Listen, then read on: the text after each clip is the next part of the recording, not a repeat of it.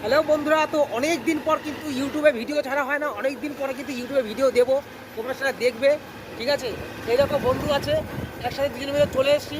ঠিক আছে, ইউটিউবে কিন্তু এখন ভিডিও না ছাড়ার মধ্যেই পড়ে যায়, একদম কিন্তু সব লাল আর লাল হয়ে গেছে পুরো। ঠিক আছে, আবার কিন্তু নতুন করে শুরু করছি, তোমরা একটু সবাই পাশে থেকো। ঠিক আছে, তো সবাইকে শুভ দুপুর। এখন যাচ্ছি হচ্ছে মার্কেটে আছি।